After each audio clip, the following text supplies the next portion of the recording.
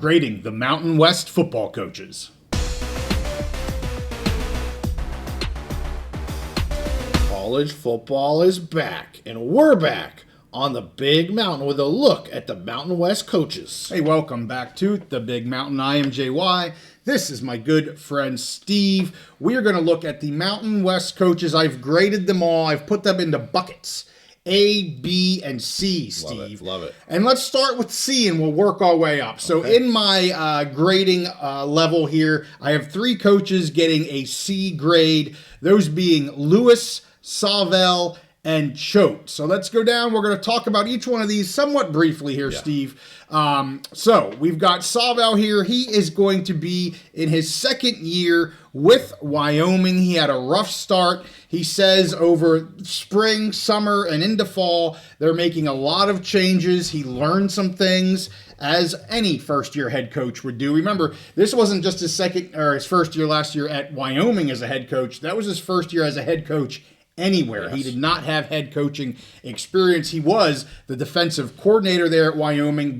Was in that position since 2019. His OC is Jay Johnson. This is his second year after coming over from Michigan State. His DC is Aaron Bowl, again in year 2. Yes, that is the son of famous head coach Craig Bowl there with the Cowboys. And Aaron Bowl was under Jay Savell there for many years, was a linebacker coach and things like that. So I do anticipate them to, get things kind of back on track the right way. But based on what we had last year, have to have them here in terms of graded C.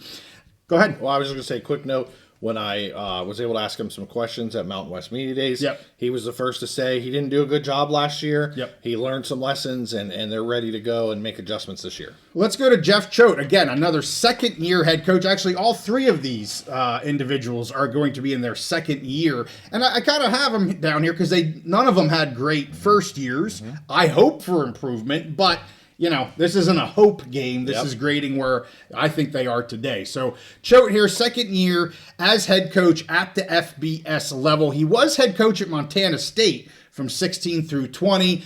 He was also DC down in Texas in 2022-23 before coming to Nevada. So he has been around, has a lot of coaching experience. He does have a new offensive coordinator here, David Gilbertson. He was the quarterback coach last year. And DC Kane Ione is in his second year after previous years at Boise and Montana State. And I like Choate. I think he is a really good coach. Nevada's still dealing with what happened with the Norvell situation. They've had coach after coach after coach. Finally, they get a guy that's going to be there for 2 years. But to recruit and to build the program back to where the Wolfpack fans want them to be, it's going to take a guy like him multiple years to do that. I hope he can stick around and do it because the Wolfpack fans deserve a little better than what they've, kind of the plate they've been served here recently. So we have Sean Lewis here down in the C grade. Of course, again, second year at San Diego State. He's in his 7th year overall. He had several years there at Kent State. Being head coach there. He's still looking to kind of achieve that Aztec fast. It wasn't, I think all fans would say, wow, that's not what we were expecting in year 1, especially bringing in Marquise Cooper, who had a great year. He had great numbers, but the offense just sputtered, I think, a little bit more than people were kind of hoping for. He does have new coordinators coming in, a new OC here, Mike Johnson. He was with Lewis there at Kent State in 2023. Also a new DC coming in, Rob Orich.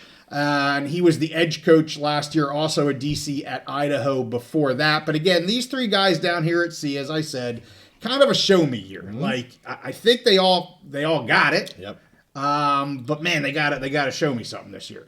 So I cheated a little bit. I have a BC. Oh. And so it's kind of there. I didn't want to put him in a C, but I didn't really put him in a B. So I have this like B minus C plus type of grading. Can I ask you why you didn't go A, B, C, and D? Because I thought D was way too rough. Okay, that's what I didn't want to give anybody a D. Okay. Yeah, I could have, but D is hard. Okay, all right. I wasn't going to give those guys a D. I respect it. And so, I mean, if I really hated one, yeah, and really didn't like one, I would have made him a D. But I wouldn't say there's any coach that I think isn't worthy of at least a C right now. So this B minus C plus, are the 2 of them are the newcomers. Yeah. We got Eck and Entz, both coming in from FCS head coaching gigs. And then I also have Chang, who, I want him to achieve a little bit more. I can't quite get him at the B, but I didn't feel right put him in at the C. So let's start here with Chang here in his 4th year as the head coach at Hawaii and 4th year being a head coach anywhere. Of course, a legend quarterback there at Hawaii.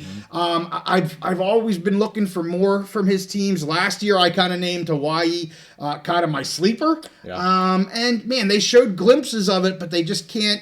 When they get on the mainland, sometimes they have some stinkers. They do usually pretty well at home, but that travel, I think, is a little hard on that team. They have a new offensive and new defensive coordinator. On defense, Dennis Thurman. He has been a defensive coordinator in the NFL for both the Jets and the Bills. And then the new offensive coordinator, Anthony Arcano, hopefully I'm saying that right. And he was running back coach here last year, so been in the system there a little bit. I like Chang. I'm always wanting a little bit more, right? A little bit more than what we can get out of them. I was impressed by a lot of the players that I met. I think the culture they have going there at Hawaii is fantastic, and you have to give them credit for that. I think there's just challenges there, like you said, the travel, recruiting, getting players to come out there.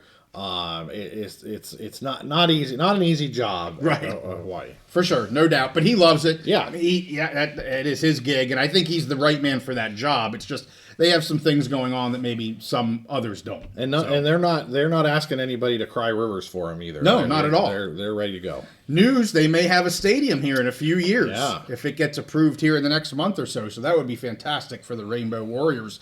Let's go to Entz, Fresno's new head coach. Of course, he would head coach there up with the Bison for about 5 years. Last year, he was a linebacker coach at USC, so he has head coaching experience, but none at the FBS level. So this will be his first head coach experience there for Fresno and FBS. He has some big shoes to fill here with Tedford. I mean, just a staple of West Coast football. Absolutely amazing coach. I think Entz can do it. I enjoyed our conversation with him at Media Days. Another team that has new OCs, new DC. Of course, they have a new head coach, so they like to bring in their guys. Josh Davies here. He was from South Dakota as their OC. And then Nick Benedito from NIU and 23-24. They have a good defense there. So I like the staff that he's building, but again, BC, because I haven't seen him at the FBS level. I think there's a lot of reason for fans to be excited there. I was impressed by what I saw from him at Media Days, just personality. And then when you look at his record, I mean, at North Dakota State, they did fantastic there under him. Gets a year at USC in a Big Ten program, just kind of see how things are going there. Again, they got to rebuild the program, bring in some more talent and all that, but I think there's some reasons to be excited. So another first-year head coach at the FBS level, Jason Eck with the Lobos, another coach I really enjoyed talking to there. Good personality. He's doing stuff on socials right now, taking the team to an Isotopes or something like that game down there in New Mexico, which is really cool to see. He, of course, was head coach at Idaho here for the last 3 years. He went 26-13, going to the postseason every year. Did some great things there at Idaho. Not one of the schools that you immediately think of as being an FCS power. Always been a good FCS school. But he's done some great things there recently. He has offensive coordinator Luke Schilsner. And he was also at Idaho for 3 years. DC is Spencer Nowitzki. He was the Memphis defensive coordinator last year. He has brought some players with him from Idaho. He's brought some coaches with him from Idaho, trying to kind of at least rekindle that fire down in New Mexico for the Lobos. We're going to see what he can build. I hope he's the right guy for this job for, multiple years to build the Lobos into what I think their fans deserve, a really solid football team. Another guy I was impressed meeting, just like a down-to-earth guy. Oh, yeah. Like you said, let's come in here, let's build a program. Not someone that you think is going to be, a one and done type guy there. So again, I think there's reason to be excited. I can't help but root for the guy. Like he's just a dude, like just a football coach. No doubt. Well, let's get to my B level, and I didn't split A and B. I've got my A's and my B's. And maybe people might not appreciate what I have here at B, but I'll tell you why. 2 coaches at B. I have Jay Norvell with Colorado State, and I have Dan Mullen with UNLV. So let's talk about these 2 individuals. Jay Norvell, his 9th year as a head coach at the FBS level. He was at Nevada for 5 years prior to coming over to Colorado State. He's just had a tough time kind of getting Colorado State to the upper echelon of the Mountain West. They've been right there at, kind of 500-y for a while. When we started the channel, it's like, are they going to break out? Are they not? They had a good season last year. They had one of the easiest in-conference schedules, and I'm not going to say that's the only reason why. Well, they have a harder schedule this year. I actually think they may, from a win-loss record, they actually may take a step back this year, which I think is going to be hard for CSU fans to hear. I just, again, almost like Chang, I feel like I always want more from him. I love the way he talks. You mentioned Ferentz and kind of how him at Iowa and how he just kind of runs the program. I think that's kind of Norvell here at CSU. But I mean, they want and they hired him to be a Mountain West championship caliber coach, and he just hasn't gotten there yet. So that's why I have him down here at a B. His OC is Matt. Is it Mummy? Yeah, something like that. He runs the air raid. He's been with Norvell here for many years. Tyson Summer is in at DC, and he was DC back in 2015 with Colorado State. He was away from a while, but he's back being DC there again. Any thoughts on Jay? I mean, you talked to him a little bit at Media Days too. Impressive guy. Yeah. I loved his answers. He got asked some hard questions. Questions about his contract. Yep. Questions about his performance, questions about Colorado State, and are they investing enough in their program to justify that jump up to the pack? Right. A lot of hard questions. I thought he had great answers. Didn't dodge anything. Has run mostly an exciting team, exciting offense there. Yeah. Their quarterback, remind me his name. Fowler Nicolasi. Yes, Fowler Nicolasi. He talked a lot about basically these last 2 years were really investing time, coaching, everything in Fowler Nicolasi. Yeah. And this year, him coming back it's his 3rd year as a starter, I believe. 3rd year as a starter. And they're kind of putting all their eggs in that basket. So we'll see how it goes. And his tenure there is probably going to go as Fowler Nicolasi's year this season goes.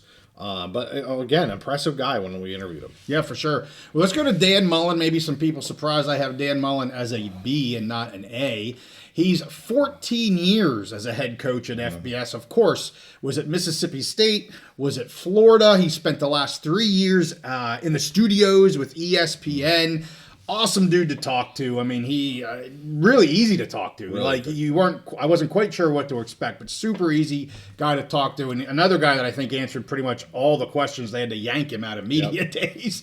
But his OC coming in is Corey Dennis. He was at Tulsa in 2024. His DC is Paul Gunther. He's been an NFL defensive coordinator, both for the Raiders and the Bengals. And here's the reason I have Mullen as a B. Do I think he could be a fantastic number 1 head coach in the Mountain West? Yeah, I think he could. He's been away for 3 years. He's coached in the SEC for his other 14 years that he's coached. And while I know he has brought in a ton of talent, they have lost a ton of talent. So, I think he could easily become an A next year. I have some concerns with UNLV, not Dan Mullen as a person or as a coach, but I can't get him up in the A yet, given who I'm going to talk about in the A for the Mountain West at this time. And when you say your concerns with UNLV, you're talking about this year on the field, just because of the talent, the turnover, and everything. 100%. Yeah. I would say for me, I'm not going to disagree. And that's not a knock on Mullen. Yeah. That's the hand he was dealt for this year. Yeah. So I'm not really going to disagree because I think it's fair to have him be, and let's see how he does. First year in the Mountain West, he's been in the studio for 3 years, like you mentioned. Now, for me, for Dan Mullen, everything goes back. My judgment of him goes back to what he did at Mississippi State, which Sure. is not terribly long ago. Right. A place that's really tough to win. Yes. Nobody has won there really since. Mississippi State is kind of the SEC what maybe like New Mexico has been to the Mountain West. Just a tough place. It's tough to win. And that dude, not only did they win there, like he didn't just take them out of the bottom of he took them to where they're challenging Alabama for like the SEC championship kind of thing. Sure. And so that's what I always go back to. I think that it's a little unfair to expect. In my mind, I'm expecting the winner of UNLV and Boise to be in the Mountain West Championship game. But that probably is a little bit unfair to expect because he's coming in the first year, all this talent and turnover. But honestly, I wouldn't be surprised if he has them. And then next year you're rating him an A because he did such a fantastic job. Would not surprise me at all. Very high expectations this year. And I hope he achieves them because, everything's based on, if I go into a restaurant thinking the meal's going to suck and it's half decent, like, I got a good dinner. Yes. And the other way around happens too. This meal's going to be awesome. And then it's just okay. I'm like, that sucked. And so and it doesn't have nothing to do with his coaching grade. We're getting into UNLV more than anything now. But let's get to my top A level. We have 4 coaches. Everybody knows who it is at this point. We've got Danielson, Mendenhall, Niumatalolo, and Calhoun. I'm sure the Lobo fans are screaming at their phone or whatever they're listening to right now with me having Bronco Mendenhall as an A. Let's start with Bronco Mendenhall. 19th, probably very similar to some of the things that you just said about Mullen can be said about Bronco, Absolutely. right? So 19th year as a head coach, BYU, Virginia, talk about hard places to coach and win. UNM last year, right? He was 99-43 at BYU. He was 5-7 at UNM last year. Was so hopeful they could get to 6-6, be bowl eligible. They lost that last game to Hawaii and just couldn't do it. But in hearing everything that he said both last year during the season, how much it meant to his players, to the school, to him, to be coming back. He took a few years off. And to hear why he went to USU over media days, I don't hold that against him. I understand Lobo fans don't like it, and everybody doesn't like how people say goodbye. That's always the case. But I think he is a fantastic head coach, one of the best in the Mountain West. So he's bringing over McGivern from San Jose State to be his offensive coordinator. Hal, who has been with Bronco for many years, he's coming back over as the defensive coordinator. But Steve, that's just not a dude. I just cannot. I'm so impressed with him. I knew who he was before coming to the Mountain West, but following him last year and meeting him this year and stuff, I personally think he's a very genuine, very honest individual, and I think he's a phenomenal coach. Absolutely. He's got the track record. Like you said, Virginia, a tough place to win. BYU had been in kind of like that before he started coaching there. Had been in a kind of no man's land for a while after some success back in the 90s. Yeah, kind of brought that program back. Going to Virginia is just real tough. But I'm sure Lobo fans, the reason they're so upset is because it really looked like, if they could have gotten this guy to stay for 3 or 4 years, like program changing. 100%. And so to lose him after just 1 year and they had a glimpse of that is real tough. Yeah. I'm a little surprised you have him in A, but I can't disagree with that. I thought you would have just had him in B. Yeah. But I can't disagree with anything you said. Ken Niumatalolo, 17th year as a head coach, of course, with Navy for a long, long time. He went 109-83 with Navy. Never easy to win over and over again at a service academy. And I have 2 service academy head coaches in my A threshold with Calhoun. We'll get to Calhoun here in a minute. But, of course, he's got his OC, his Stutzman. They came together at San Jose State last year. And that was something you talked with Coach Ken about was he going to be involved in the offense? What was he going to do? It definitely sounds like he handed it off to Stutzman. Yep. He's still the head coach. Right. But, man, he's letting the OC be the OC for the most part. Then, of course, he's got Odom as the DC. 9th year at San Jose State. He's been through a couple coaching changes here. I like his staff. I like, of course, love everything about him. A soft-spoken individual. Yes. I was actually a little bit surprised by that at media days, but a super-duper intelligent individual and just so honest. Like, the most honest person that we've probably interviewed. And again, maybe I shouldn't say that, but just a super great individual. Absolutely should be at an A, and I haven't been an A. Yeah. So for me, the number one most important trait of a head football coach is leadership. And there is nobody in the country that can get better marks than Coach Ken in leadership. What the guy did at Navy and what he meant to that program, he's got the leadership part down. That was never a question. Question was, he ran the option for however many years. That's what you got to do at a service academy. Right. And we sat down with the San Jose State athletic director. Yep. Remind me of his name. Cunha. Yes, yeah, Jeff. Cunha. See, I said it wrong. You said it wrong again. I was testing you there. Yeah, you were. Yeah, and he said that was the first question they asked him is, "What are you doing with the offense?" When they hired him. And again, I think a team that greatly overachieved last year. I talked to their players, every one of the San Jose State players, and they said the same thing. They said the reason, like this program, it wasn't like a newly rebuilt program. Right. It was stable in year one because of Coach Ken's leadership and the family mentality that he established. Every single one of them said, this doesn't feel like a football team. This feels like a family, and we're all out there for each other. And I mean, that was just, it was, again, from every single player. And I think that's what Coach Ken does. And so I agree with that, having him up there, again, just a great leader for this program, and I expect more great things. Well, let's go to Spencer Danielson. I am going to leave Troy Calhoun to last. Spencer Danielson, of course, the Boise State head coach, starting his third year. Of course, his first year wasn't a full year as he replaced Avalos there in 2023. He's been at Boise since 2017, so he's been there for quite a while. He knows what it takes to win because that's what they do there on the blue turf. Nate Potter here is going to be taking over as the offensive coordinator. They had, of course, Cutter there last year. They kind of called Potter, I think, a co-OC, but I think Cutter was clearly the statesman in the room, And DC Shenander is in his second year as well. So I have him as an A because how can you not? He's the Mountain West Conference champion head coach. Back-to-back. He's college football playoffs for the first time. They're favored to win the Mountain West again. And so, I mean, how can you not have him as an A? Not only just that, what the Broncos have done on the field under his leadership, just a fantastic guy. Like I knew he was going to be up-tempo when we talked to him, but dude, just, again, so genuine.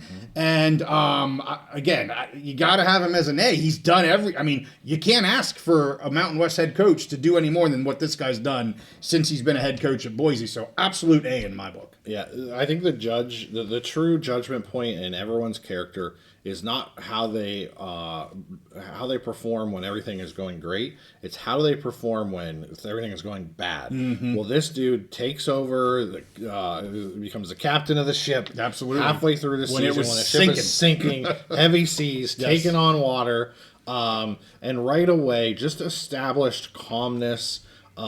Established success, established a mentality. Again, a guy, he's a young man, okay? He doesn't have a ton of experience. Yeah, he's not. We just talked about Ken and Bronco and these 17 Could plus be his years. dad. Mullen, yes, exactly, yeah. He's a young man, but he's already, in my opinion, shown his leadership chops. And really that's what he is a leader of that program. I talked to him extensively that day, both on camera and off camera. I watched your interview with him.